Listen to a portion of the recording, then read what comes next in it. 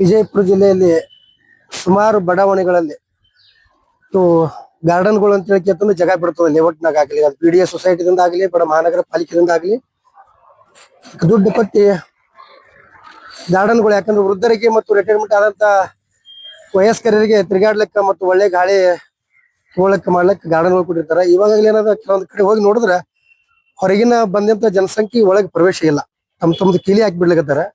ಅದಕ್ಕೆ ಏನದ ಅದು ಬಹಳ ಕಡೆ ಸುಮಾರು ಕಡೆ ಗಮನಿಸಿ ಸುಮಾರು 2 ತಿಂಗಳ ಕಡೆಯಿಂದ ವಿಚಾರ ಮಾಡ್ಕೊಂಡು ಅದಕ್ಕೆ ಇವತ್ತಿನ ಸಮಯ ತಗೊಂಡು ಇವತ್ತ ಮಾನ್ಯ DC ಅವರಿಗೆ ಅರ್ಜಿ ಕೊಡುವಂತದ್ದು ವ್ಯವಸ್ಥೆ ಮಾಡಿದೆವು ನಾವು ಕರ್ನಾಟಕ ರಕ್ಷಣಾ ವೇದಿಕೆ ಸ್ವಾಭಿಮಾನಿ ಬಣದಿಂದ.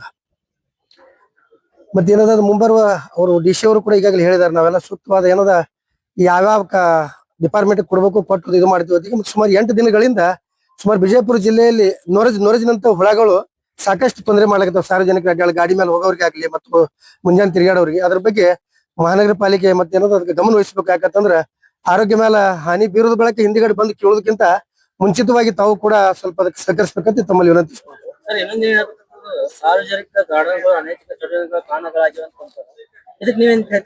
ಅದಕ್ಕಾಗಿ ಸರ್ ನಾವೆಲ್ಲ ನೋಡ್ಕೊಂಡು, ಯಾಕಂತಂದ್ರೆ ಕೆಲವೊಂದು ಹೇಳಾರದ ವಿಷಯ ತಿಳ್ಕೊಂಡೆ ಅವ್ರಿಗೆ DC ಅವರಿಗೆ ಮ್ಯಾಕ್ ಮನವಿ ಮಾಡಿಸ್ಲಕತ್ತೀವಿ. ಅಂತಂದ್ರ ಕೆಲವೊಂದು ಕಾಣಲಾರಂತ ಕೈಗಳು ಅದ್ರ ಏನದ ಅವರ ಮುಷ್ಟಿಯೊಳಗ ಕೆಲವೊಂದು ಗಾರ್ಡನ್ಗಳು ಕಬ್ಜವಾಗಿದಾವ, ಕೆಲವೊಂದು ಗುಡಿ ಗುಂಡಾರ ಅದಾವ, ಕೆಲವೊಂದು ಮಠ ಮಸೂದಿಗಳನ್ನು ಒಳಗೆ ಇಟ್ಕೊಂಡಾರ. ಇರ್ಲಿ, ಅದಕ್ಕೇನು ಅಭ್ಯಂತರ ಇಲ್ಲ ನಮ್ದು. ಆದ್ರೆ ಸಾರ್ವಜನಿಕರಿಗೆ ತಿರುಗಾಡ್ಲಿಕ್ಕ ಸ್ವಚ್ಛತೆ ಮತ್ತು ಗಿಡ ನೆಡುವಂತ ವ್ಯವಸ್ಥೆ ದಯವಿಟ್ಟು ಮಾಡ್ಬೇಕು. ಮಹಾನಗರ ಪಾಲಿಕೆದವರಾಗ್ಲಿ ಬಟ್ BDA ಅವರಾಗ್ಲಿ.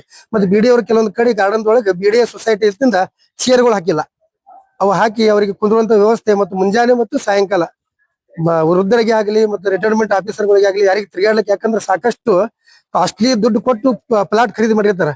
ಮತ್ತೆ ಅವರಿಗೆ ಅಲ್ಲಿ ತಿರುಗಾಡ್ಲಿಕ್ಕೆ ಜಾಗ ಸಿಗ್ಲಿಕ್ಕೆ ಅಂತಂದ್ರೆ ತೊಂದರೆ ಆಗ್ತದೆ. ಆ ನಿಟ್ಟಿನಿಂದ ಮಾನ್ಯ DC ಸಾಹೇಬರು ಸ್ವಲ್ಪ ಹೆಚ್ಚಿನ ಗಮನ ವಹಿಸಬೇಕು. ಬಾಬಾ ಸಾಹೇಬ್ ಹತ್ರಿಕಾ, ಕರ್ನಾಟಕ ರಕ್ಷಣಾ ವೇದಿಕೆ ಸ್ವಾಭಿಮಾನಿ ಬಣದ ಪ್ರಧಾನ ಕಾರ್ಯದರ್ಶಿ.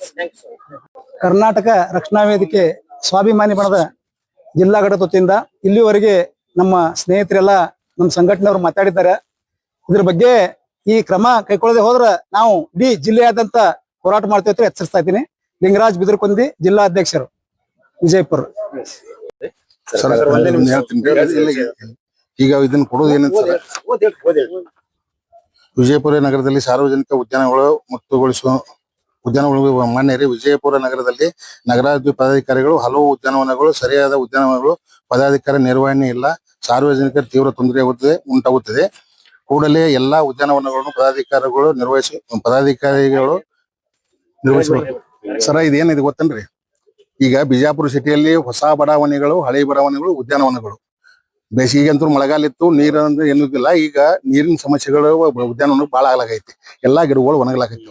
ಮತ್ತು ಕೆಲವೊಂದು ಕಾಣದ ಕೈಗಳು ಖಾಸಗೀಕರಣದ ರೀತಿಯಲ್ಲಿ ಉದ್ಯಾನವನಗಳನ್ನ ಹೈಜಾಕ್ ಮಾಡ್ಲಾಕತ್ತಾರ. ದಯವಿಟ್ಟು ಅದನ್ನ ಒಂದ್ ಸ್ವಲ್ಪ ನಿಮ್ಮ ಇದರಿಂದ ಆಯುಕ್ತರಿಗೆ ಮತ್ತು ಸಿಬ್ಬಂದಿಗಳಿಗೆ ಅಲ್ಲಿ ಏನಾಗ್ಲಾಗತ್ತಾರ, ಉದ್ಯಾನವನದಲ್ಲಿ ಸ್ವಲ್ಪ ಸಾರ್ವಜನಿಕರು ಮುಕ್ತವಾಗಿ ಹೋಗ್ಲಕ್ಕ ಮತ್ತು ಕಸ ಕಡ್ಡಿಗಳು ಸ್ವಚ್ಛತೆ ಇಲ್ಲ. ಏನೋ ಕೆಲವೊಂದು ಸಸಿಗಳು ನಶಿಸುವಾದ್ರೆ ಅವಕ್ಕನ್ನು ಹೊಸ ಸಸಿಗಳನ್ನ ಹಚ್ಚಿ ಅವು ಪ್ರತಿಯೊಂದು ವಾರಕ್ಕೊಂದು ಬಾರಿ ಆಗಲಿ 2 ಬಾರಿ ಆಗಲಿ ನೀರ್ ಹಾಕುವಂತ ವ್ಯವಸ್ಥೆ ಆಗ್ಬೇಕು.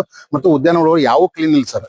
ಅದಕ್ಕೆ ಇನ್ನೊಂದು ನಮ್ಮ ವಿನಂತಿ ನಿಮ್ಮಲ್ಲಿ, ಸಾರ್ವಜನಿಕ ಉದ್ಯಾನವನ ಅಂತ ಬರಬೇಕು. ಅವ್ ಏನೋ ಹೆಸರಿಟ್ಟಿರ್ತಾರೆ, ಇರ್ಲಿ, ಅದು ಬೇಡ ಅನ್ನಂಗಿಲ್ಲ. ಆ ಹೆಸರು ಮೇಲ್ಗಡೆ ಇದ್ದು ಸಾರ್ವಜನಿಕ ಉದ್ಯಾನವನ ಆಗ್ಬೇಕು. ಇದು ಕೆಲವೊಂದು ಖಾಸಗೀಕರಣ ಟೈಪ್ ನಡೆದಾವ ಕೆಲವೊಂದು ಉದ್ಯಾನವನಗಳು ಹೈಜಾಕ್ ಮಾಡ್ಲಾಗಿತ್ತಾರ. ದಯವಿಟ್ಟು ಅದು ಬೇಡ. ಎಲ್ಲರಿಗೂ ಬೇಕಾಗಿದ್ದು ಆ ಬಡಾವಣೆಯಲ್ಲಿ ದುಡ್ಡು ಕೊಟ್ಟು ಮನಿ ತಗೊಂಡಿರ್ತಾರ. ಇವತ್ತಿನ ನೋಡಿದಿಲ್ಲ, ಗಗನಕ್ಕೆ ಏರಿಬಿಟ್ಟೈತೆ ದುಡ್ಡು ರೇಟ್ ಎಲ್ಲ. ಅಂತವ್ರೆಲ್ಲ ತೊಂದರೆ ಆಗ್ಲಾಕೈತಿ. ವೃದ್ಧರಿಗೆ ಮತ್ತು ರಿಟೈರ್ಮೆಂಟ್ ಆದವರಿಗೆ, ಮಕ್ಕಳಿಗೆ ಮತ್ತು ಮುಂಜಾನೆ ವಾಯುವ್ಯವಹಾರ ಮಾಡ್ಲಕ್ ಬಂದವರಿಗೆ ದಯವಿಟ್ಟು ಅದನ್ನು ಸ್ವಲ್ಪ ಆಯುಕ್ತರಿಗೆ ನೀವು ಮಾರ್ಗದರ್ಶನ ಮಾಡ್ಬೇಕಂತ ತಮ್ಮಲ್ಲಿ ವಿನಂತಿ ಮಾಡ್ಕೊತೀವಿ.